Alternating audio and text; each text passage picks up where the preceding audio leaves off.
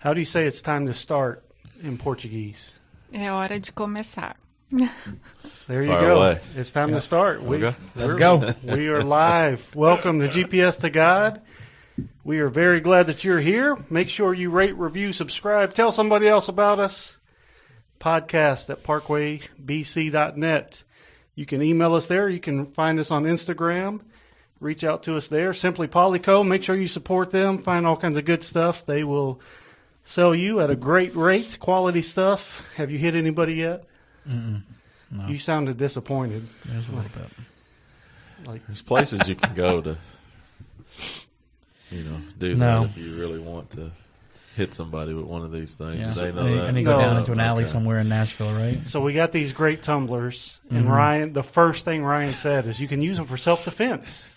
I mean, they're legit. Yeah, Knock someone out with that thing. this guy. Anyway, we're glad you're here. Daniel Sanders, Stefano Patterson, Ryan, the mug-throwing Gotro. Yep, I like that. Has a ring to it. It does. Kind of long to say, though. And we also have with us Mark and Gissele Settle. Thank you both for being here. Thank you. Our pleasure. How do you say Gissele if you in Portuguese? How would you? Gissele. She doesn't speak Portuguese. She's from Kentucky. I mean, she doesn't even. No, we're kidding. We're going to get into where she's from and all that kind of stuff. I will not be saying it like that. I'm sorry, but It's okay. Like there are many names I'm called here. Gissele, G. So you can choose what is easier. it's G for me. That is by far the easiest. But we are very glad that you all are here. We're going to get into all kinds of great stuff, their story, part of their story, and how God has worked in their lives. But first, we have a couple things to discuss. Discuss. Yes. And the Sounds first one serious. is Fano's got a big trip coming up tomorrow. Oh, I do have a big trip. Almost Big trip. forgot. Going to I have Big trip. not. Where you Did going? not know. First grade trip to St. Louis. Pretty excited about that. We'll be going with just myself, Lori, and Amelia. So she's pretty excited. Grant staying home by himself. Grant is staying down at the fort. home by himself. No, Nana and Daddy G will have little Grant. So we're Can't wait excited to the about West. it. Be a quick trip, but it'll be good. It's I- going up tomorrow and then coming back on Friday. So I heard you're going That's to the City Museum. Arch City Museum. I think they have like an old spaghetti factory that we're going to do tomorrow night, and then Friday's the zoo. So love the Arch. Have you ever been to the City Museum? I have. We So went. you know what's ahead of you. Oh my goodness, yes. We went when Amelia was probably too young to go, so she was about probably right at 2, and it was just mad chaos. So we were pretty protective of her, but now that she's 7, we'll let her roam. But it's a cool place. Has anyone else ever been to the City Museum in St. Louis? No. Nope. But I do know that they have something unique outside of St. Louis, which is the ancient city of Cahokia. So it's like, outside of Mexico, where they have the pyramids that everybody knows about. Yeah. The largest earthen mounds in North America are located in Cahokia. And so Really? it's grass covered now, but it's still massive. And so I Okay. think it's southeast of the city, and you can go up there and walk on it. Interesting. Like remnants of the old Mississippian mound building culture. Really? Yeah. So a couple episodes ago, we discussed the Garden of Eden. We gave a disclaimer that said we are not Bible scholars. Today we do have a Bible scholar with us. That we do. That we do. Correct. Whether That he we claims do. it or not, we That we know do. he is. Don't shake your head. But maybe our next devotional episode, For we sure. might have to rope him back in. For sure. Yep. For Today's sure. an audition, though, so don't let us down, Mark. I'll do everything I can to fail it. All right, so that was kind of so City Museum, going back to that, it's basically like a 3-story indoor playground. And they Yes. have slides and secret tunnels. They have stuff outside, old airplanes, fire engines, and they built like rebar cages where you crawl up through the air and all this crazy stuff. Just like the Science Museum, it puts that to like Oh, Nothing. doesn't even Yeah. come Don't even close compare to it Yeah. kind of thing? No. I mean, as a Okay. kid, it's great. As an Yeah. adult, 30 plus, like you are beat up when Yeah. you leave that. I mean, it Yeah. is. Yeah. It's going to take its toll. Take you know. take some Advil. Pack some Yeah. Advil with you. You can go ahead and say 40 plus, too. Well, I mean, 30, Yeah. 30 plus catches Gotcha. it, you know. But great place. It's awesome. Yes. But Excited man, about it. If you're a parent, yeah, Buckle up. Pack the Advil. It's great. All right. So Pam, our financial secretary, she's maybe my favorite person here because she gives me my paycheck. She's awesome. She is very awesome. She had a thing she wanted us to talk about. Oh. Are there any weird things that bother you? This is her example. Her and my wife had this discussion recently. So Pam's thing is she will see one shoe on the side of the road all the time. And she said, how can just one shoe end Where's up the other? on the side of the road? see. I mean, you know, that's just something that she thought about. If anyone else has an example, you can share it. But her and my wife, Christy, were talking about it because we had one random shoe in our yard by our mailbox. Did not belong to anyone in our family. Interesting. So Christy took a picture and sent it to her. I don't know how they discussed that to start with, but Weird things that bother you? or just Okay. just things that you're like, how does that happen? I don't guess it has to bother you. So if anyone listening has a weird thing that's like, why does that happen? How does that happen? Email us, podcast@parkwaybc.net. Maybe you have one random shoe in your yard that just showed up somehow. I don't know. That shoe stayed in our yard for at least 3 days. I don't think anyone wanted to touch it. No one wanted to pick it wanted up. the one shoe. No, it wasn't ours. Nobody came back to claim it Oh, or anything? No. I don't. Yeah, I don't think they claimed this one. I mean, it was wet. It had rained. Imagine a you couple throwing that days. away and then someone comes knock on your door. I left a shoe in your yard. Do you have it still? Yeah, So, I mean, I take it that Pam's favorite Disney movie isn't Cinderella. probably not. That's a. I don't know. Yeah, that's a good. Maybe it is her favorite because I don't know. Could be. Who knows? Mystery Could go one way or the other. The mystery behind Mystery it. behind Yeah. Ask her tomorrow. Chicken salad. Does anyone like chicken salad or not like chicken salad? You're I do. a no-go on the chicken Big salad? time, I love it. I love it. chicken Oh, okay. salad, Yes. Okay, Absolutely. that is great. Yes. Yeah. Me too. Great. Chicken salad with or without grapes? Either. With. I love grapes. That's I like chicken. It's something I didn't try. I didn't had before America. I like it with the grapes. With grapes? I like with You're fruit. I'm either or. I prefer it with that and apples. Have you ever had it with apples? That's a fruit salad. I mean, you're getting past hey. the chicken part. Let's go. I'll tell you what's really good. Yeah, I mean, the grapes, they go. I probably like mine a little more bitter in general. I like the celery, and it's probably the only thing I really like celery in. But at our old college campus, they used to put banana peppers, not in it, but on top of it. Phenomenal. I mean, it was shocking to me, Yeah. but it was phenomenal. Interesting. That would be good, I think. That sounds really good. Huh.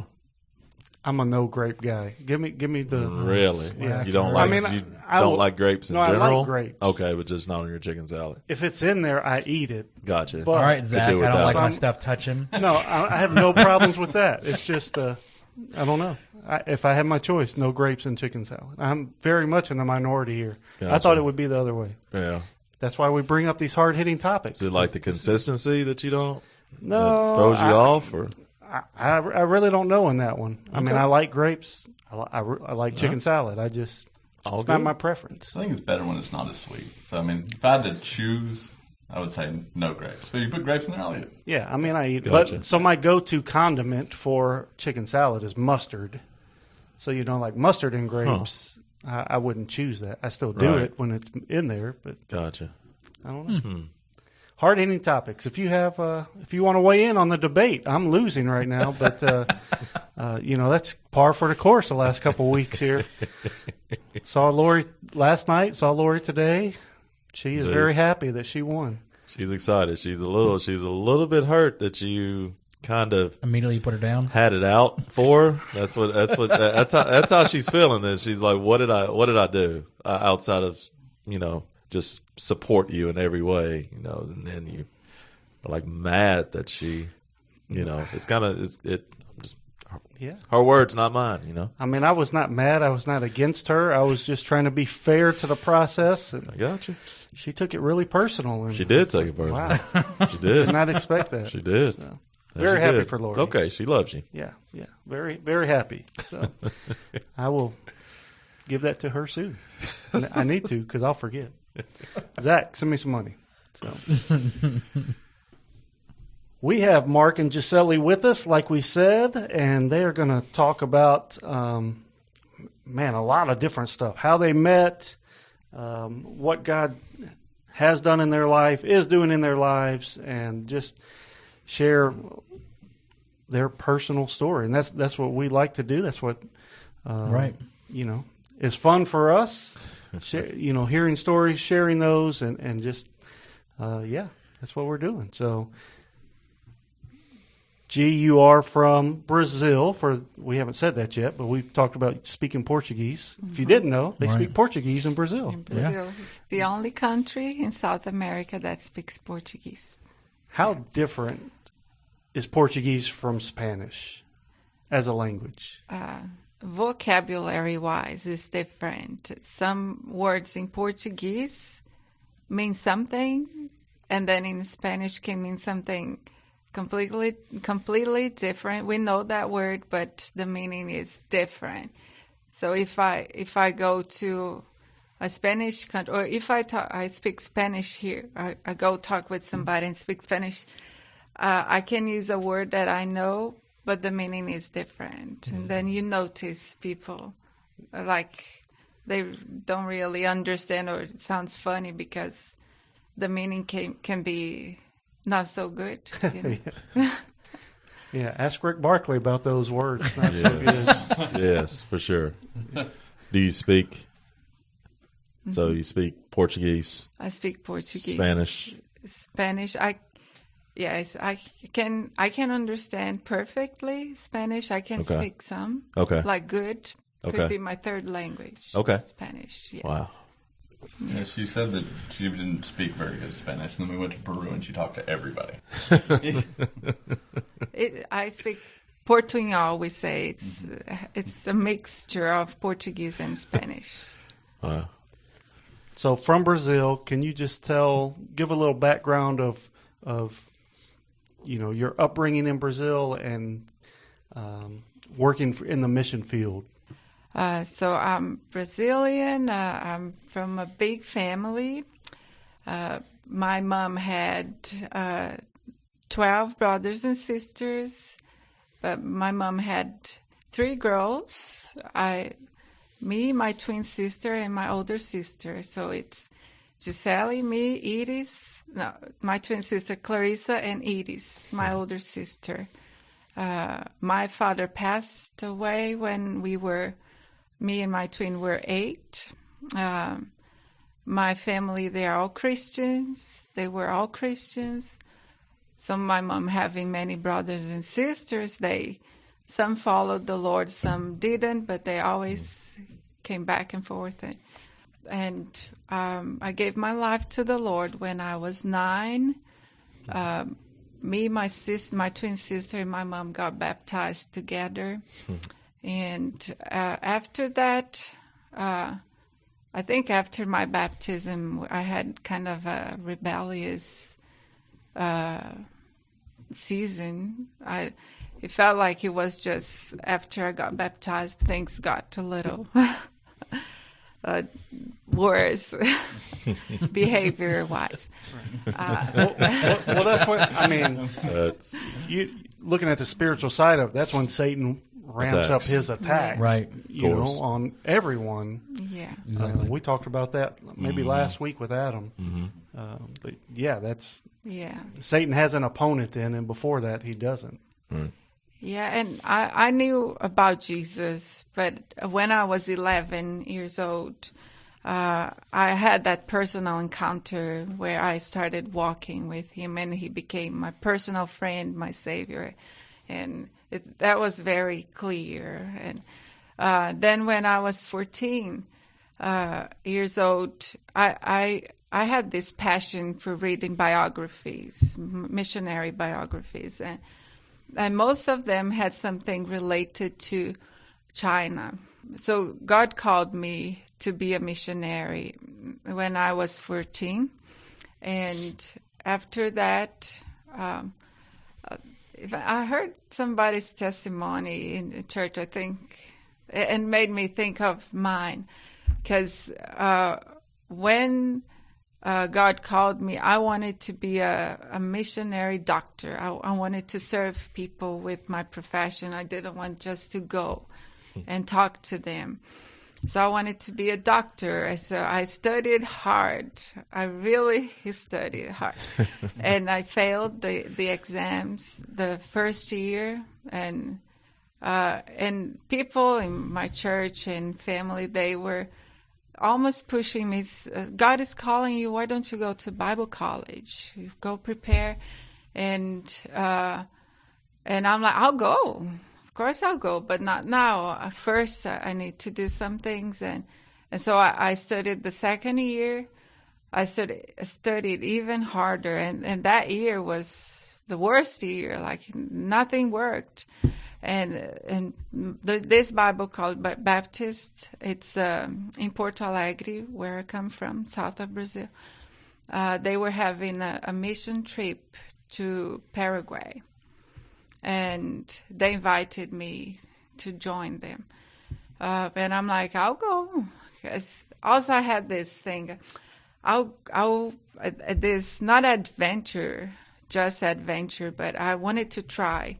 I didn't want to miss anything. So I studying hard. I took a break and I went on this mission trip. And when I came back, God just answered me like, clearly. I've been trying to do things my own way, and then I went to Bible college, and I never went to medical school. So when you're studying for these medical exams, how old are you? How old were you during that time? I finished school very early. I was 16, so this was a few years later. I was 19. 19. Yeah. When did you learn English? I mean, starting to travel. Of course, we're still in South America, but when did you learn English, and how did you learn English?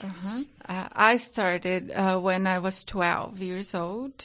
My mom had her high school teacher, English teacher, started giving private lessons, private English lessons, and I had a job. I worked at a store, and I would save that little money and pay my classes. And it was my mom's teacher. So years later, she taught me. Wow. And so I started taking classes once a week, and then 2 times, 3, 4, and then I was taking 5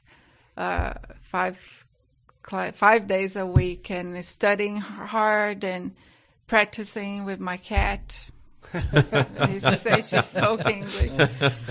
And she really understood me. And so I studied English first for 5 years, taking classes with that lady. And she said, "Oh, you work hard. I'll help you." So she lowered the price, so my work was going good, and I could pay my classes. This is how I started, and I kind of self-taught, like trying to translate books and music, and so, yeah. Who was it? Her son said he learned English from cassette tapes. Because they had the lyrics inside, so he would. Oh yeah, he would like see the music. He would see the writing. Yeah. And hear the words, and that's how he's learned English. That's super helpful. That's one of the great episodes. Her son too. Yes, I love that episode. Yeah. So you go on this first mission trip. You come back. What happens then? We'll get to Mark sometime later. You know.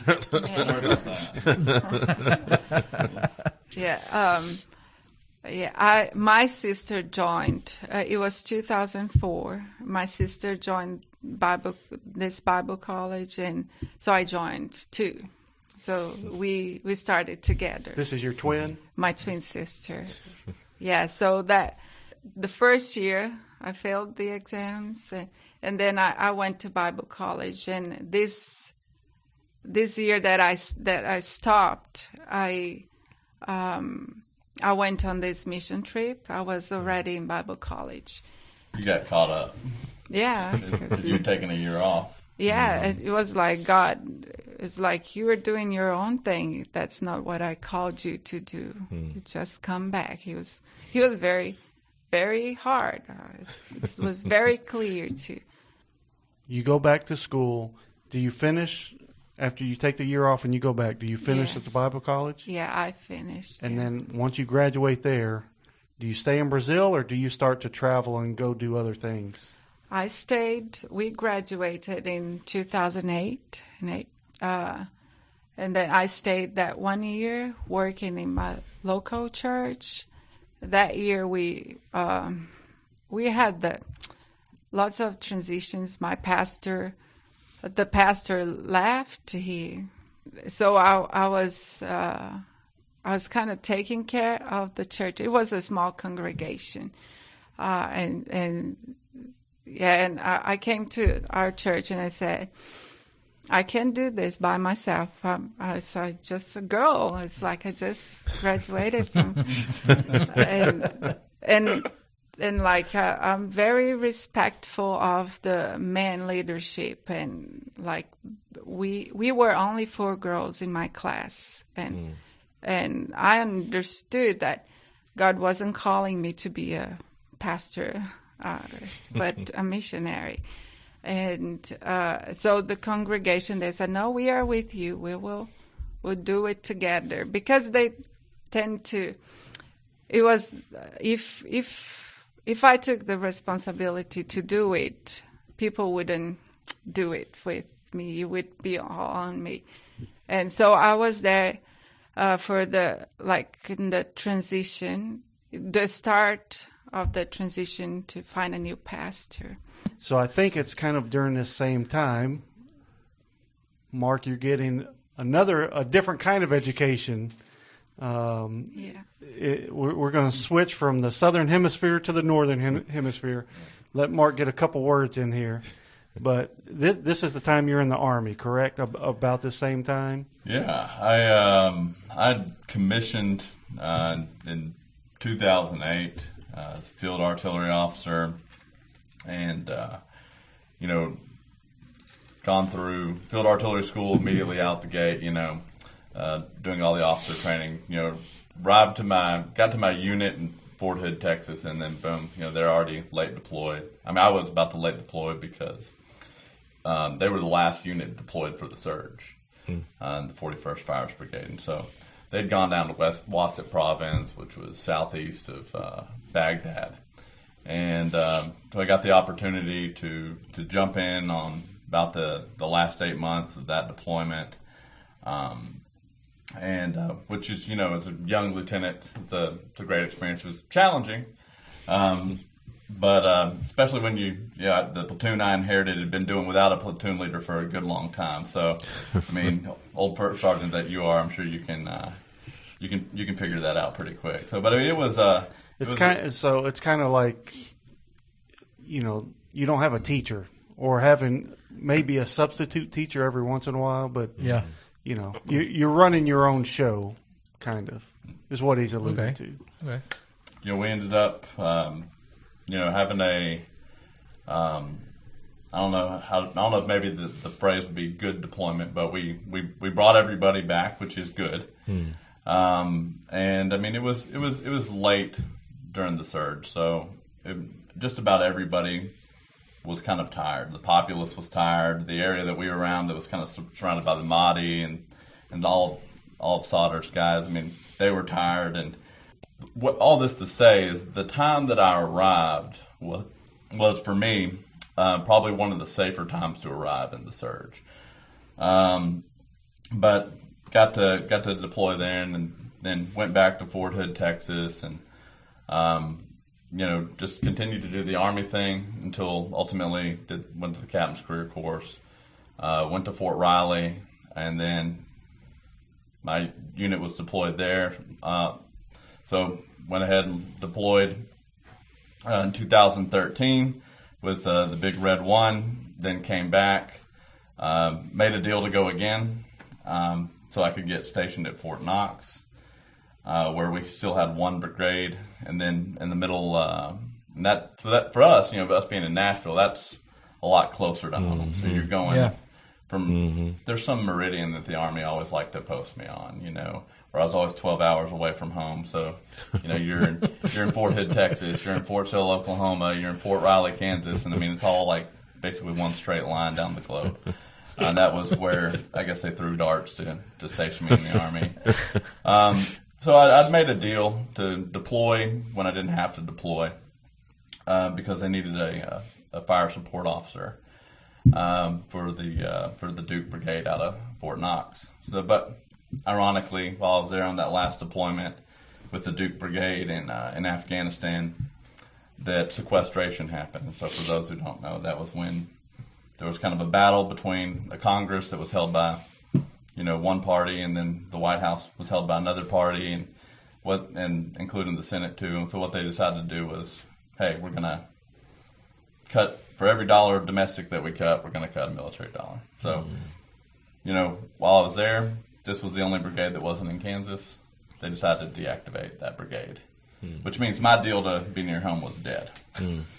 So I'd moved, I don't know, more times than I could count, and gone on 3 deployments in about 6 years. And so that was kind of God telling me that this is my time to head back home. My sister had gone through very significant spinal injury, and she just had a 6-month-old at the time, and so that was one of the reasons I'd wanted to be back closer to home. And when that wasn't going to be happening, that was the signal for me that now's the time. I've served my time. It's time to get out. Time to return home. And so I ended up returning home and coming back to Parkway after being away for about 10 years.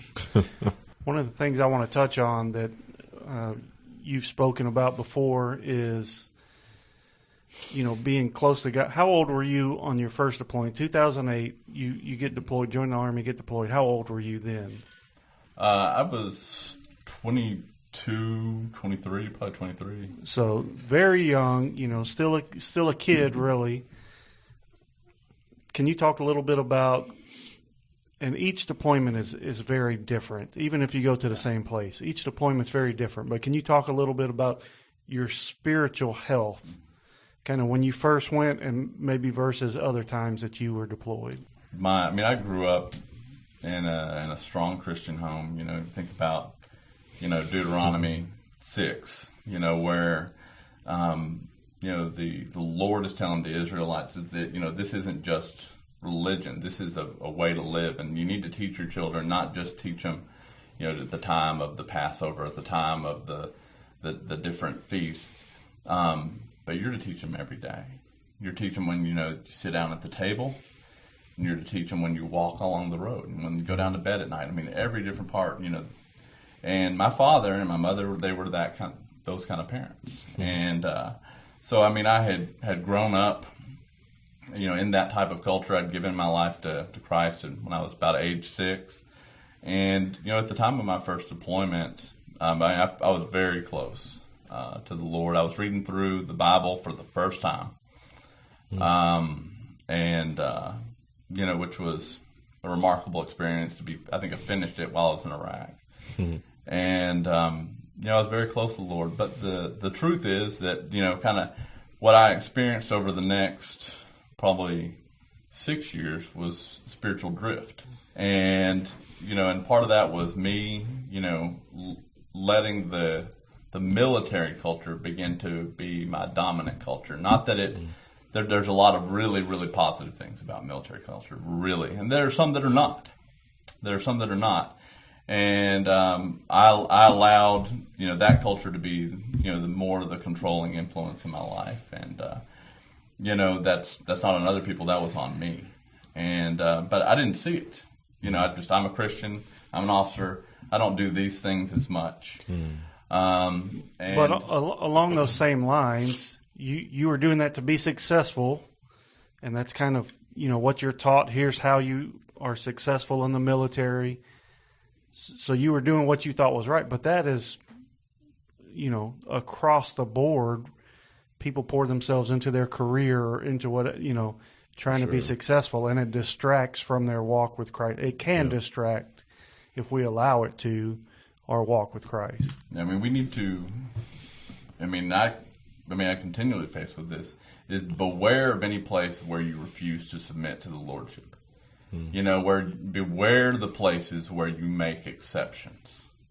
And that was a part of my life at that time, is that I was making exceptions. And until my sister had her injury, I didn't see it. At that point, I was just completely leveled, and I was at a place where I knew I could draw on God. I knew that He was near. I knew that He would listen, that He would answer, that He wanted me to be able to go to Him and to pray, but I didn't, and I didn't feel like I could. And the obstacle wasn't the Lord. The obstacle was me, because it was at that point that I realized how far I had drifted, and I felt that separation. And in the middle of physical war, 3 deployments in 6 years is a lot. It's a whole lot, and you're in harm's way in literal warfare, physical, earthly warfare. But there's a spiritual warfare that's going on inside of you at the same time, inside of all of us, all the time, that we don't necessarily recognize. So God's working in you. What kind of brought you back full circle to where you set aside some of the things you maybe were doing and came back to follow Christ a little closer? It began. The precipitous moment was my sister's injury, and that began a period of where I saw my spiritual brokenness, and then moving into and that injury happened during my second deployment, but the Lord was already working on bringing me back during my third deployment. But He also made it clear to me that my time in the military was done, and that was good, because it was a good conclusion. My last deployment, I would say, was my best deployment.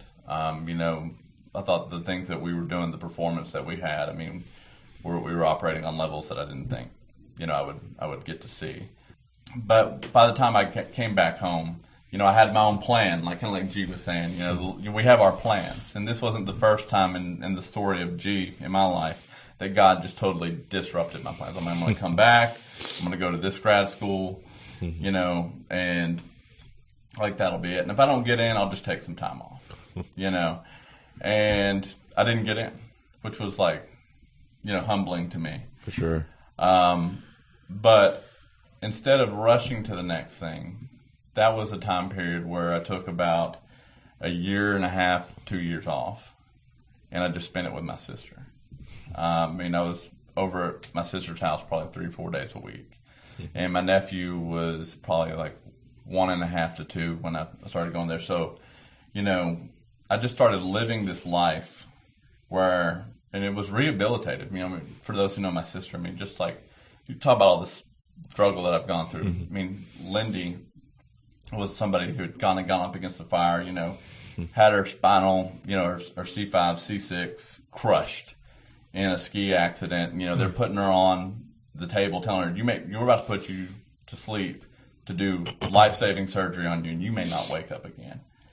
And she's telling them, that she wants them to know that they don't need to fear about her, because she knows Jesus and she knows where she's going, and she wants them to know Him, and she also wants them to know that to give them peace.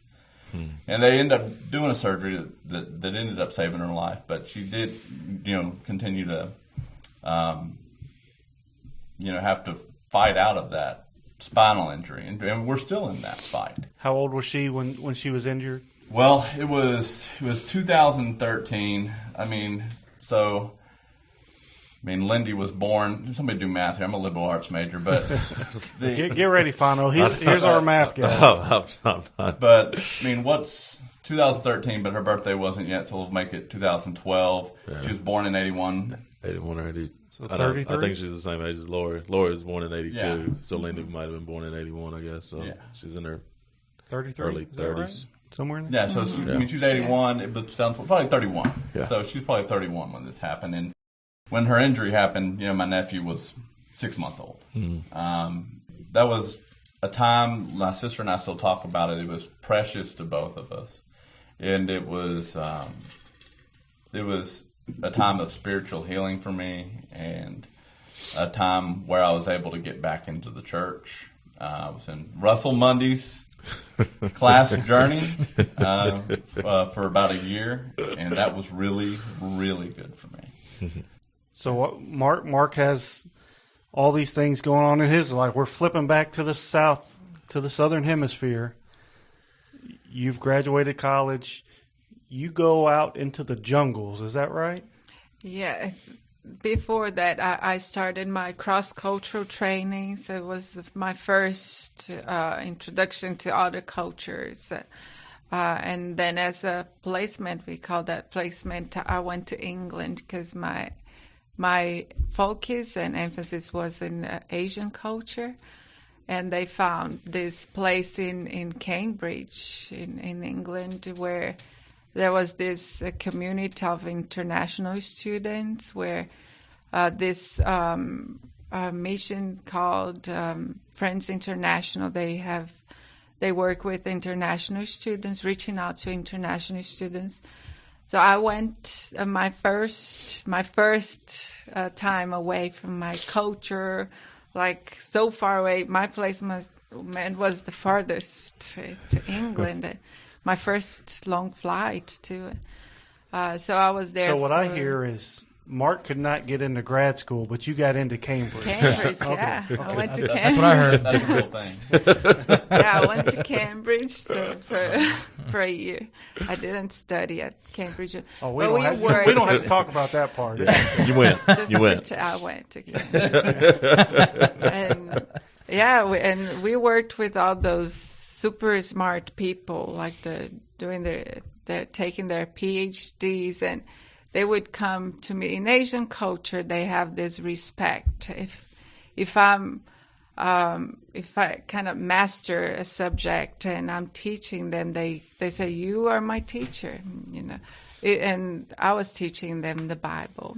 So you were a teacher at Cambridge. I was. There we go. Impressive. Keeps getting better. My boss there. So my first experience, his name was Bartle, and he was the best supervisor, we called him. He taught me everything, and we had this a thing called FAT. I don't know how you say it, acronym or something. Mm-hmm. FAT is faithful, available, and teachable. And God just gave me that, and I'm like, okay, I'm going. This is my heart to go, and I was just taking everything he had to teach me, and I didn't know the city. It was we used a bike, which I loved, and he gave me a map of the town, Cambridge, and said we have a coffee. We had international cafes, and here, and go. And I'm like, I don't know, it's go. And so I found the places, and he would be the kind of leader that would say, in Brazil, like when it rains, you don't go out in the rain. You go by car but in Cambridge you use a bike. So there was a Bible study one night, and I didn't go because it was raining. And then the next day was our meeting, and he said, "You didn't go last night. What happened?" I said, "It was raining. My office he will understand." And he said, "Gissele, one day you'll be in China, and it'll be raining, and there will be people waiting for you to give Bible study, and you won't go." After that, I always went. It was raining, snowing, cold. But that is something you have to learn because it's a big cultural difference too. Yeah. Right? Yeah, and when you commit to something and they are waiting on you, and you need to.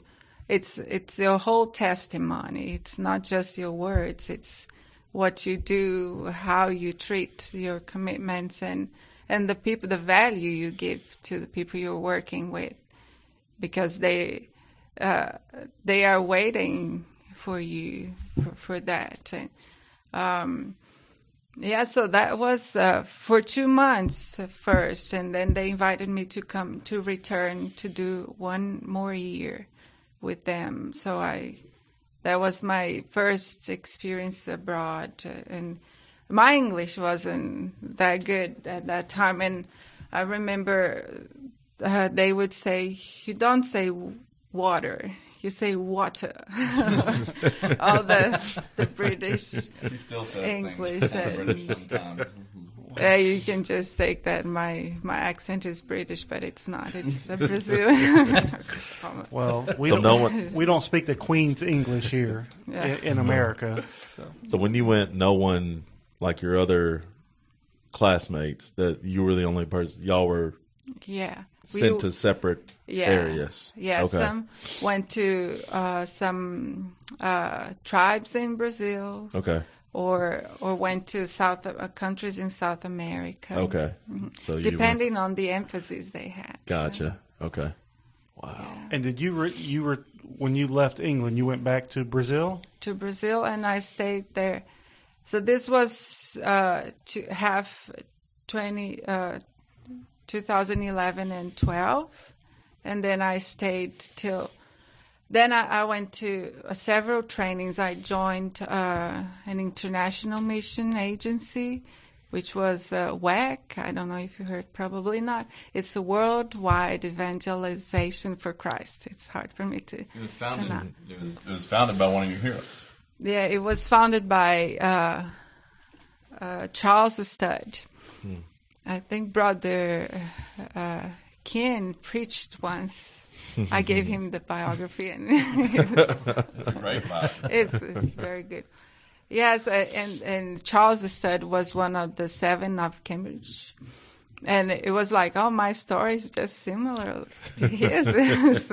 Cambridge, China. But after that, I joined this mission, and then because I was going to East Asia to learn a difficult language, I had to go through linguistics training. So after my linguistics training, I went to the jungle to study, to apply my studies to an indigenous language. So I was in the jungle in Brazil for 2 months. So when you say in the jungle, like in the jungle, like tent, like in the jungle, like tent accommodations, or I mean, he wants to know if you're hanging out in a park or if you're like what is civilization out in the middle of nowhere. Oh. Fano is so uneasy right now. Would you ever go into like the middle of nowhere jungle to stay? That's a no. not to stay. No, I would have to have a ticket back or something. Soon. Soon. Yeah, you heard of the Amazon River, right? Yeah. So there's we were in the Amazon. It was north of Brazil, so you have the Amazon. It's all jungle, but we were We went to the Xingu River, which is more north is Belém, Pará. Yeah, I don't know. It doesn't matter. But, But so Our Brazilian geography is Yeah. generally not good. no. okay, okay. But I mean, what kind of living accommodations were they in? Grass huts kind of thing, or Grass huts. We slept in hammocks, and we had a tent just for our stuff and rain. But we slept in hammocks for these 2 months, seeing the stars, hearing all the noises. And What were the noises? What were some of those noises? Very Very jury. My even- niece and nephew love the story. our instructors, they say, "Oh, this sound is a jaguar." Where they are close. Oh my goodness. But we were gracious. our hammocks were here, and the jungle was all here. They cut the grass to have the place where we would go for use as our restrooms, and there was we had the kitchen here, and the river was down here. So our tent, our hammocks here, tents around here, and river here, and jungle all here. And we had 2 indigenous classmates, and I was like, oh, "You sleep here.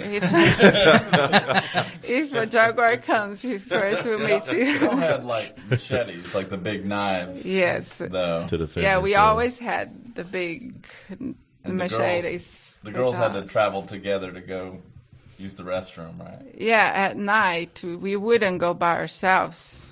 Only if you're super brave. so food? Are you catching your own food, or Yes. Yeah, we some classes that go. We were 11, and they don't have indigenous with them, but we had 2. So they hunt. They went hunting, and we caught fish, and we went flashlight at night fishing. I caught fish this How large? Killing turtles You too, go, and jacare like caimans. And Yeah, we did. The training included killing animals and Wow. killing, cleaning, can't. and preparing them to eat. And this is something you did, or just I did. We all did. I can't. Imagine. If you're a girl or a boy, I can't we all imagine you did. killing anything. I Gissele. know. I really can't. I really can't. I really can't. I can't get that through. But if you can't. met my family, my grandfather was a fisherman and hunter. And all my uncles went fishing and hunting. They still do. So, and we Yes. went camping with them. So, The if you thought knew of that side the of thought my of sweet Gissele with the machete. I can't. That's how long could you be out in the jungle like she was I'd die. in a I'd hammock? die in a day. I'm going to say right now, I'd- his camping I'd- and your camping are totally different Vastly things. different. Vastly different. His camping is staying the night at the in-laws' house. Yeah, That's camping. that's not even camping. She laughs at my kind of camping, so it's okay.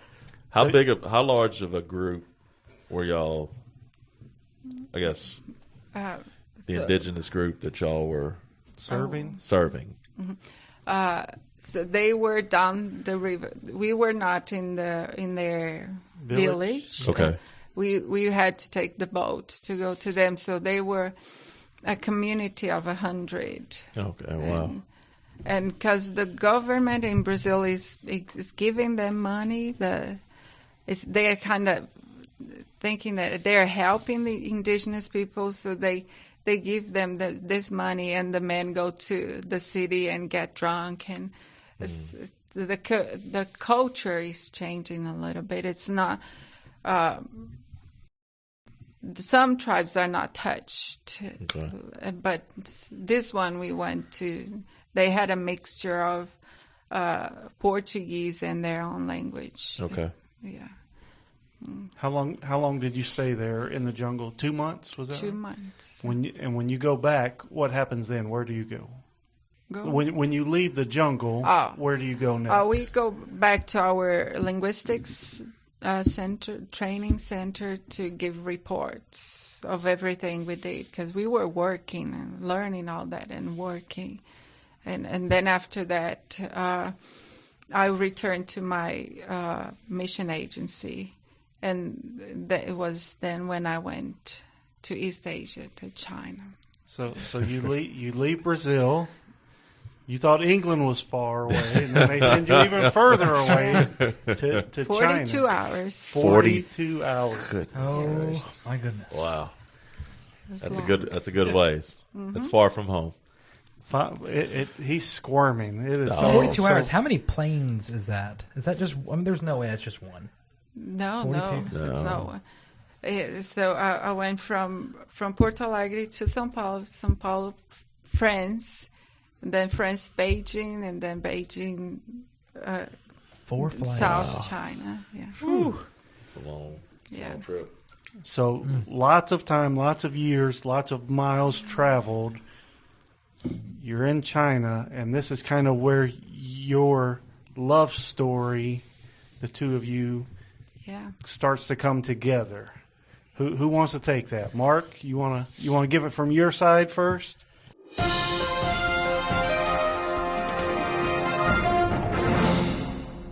Hello, all you gypsies out there. I know we were just getting to the good stuff, but you'll have to wait until the next episode to hear how the rest of Mark and Gisele's story turns out. We hope you're enjoying GPS to God. Rate, review, and subscribe across every platform you use. Help us spread the word by telling your friends and family to watch, listen, and subscribe.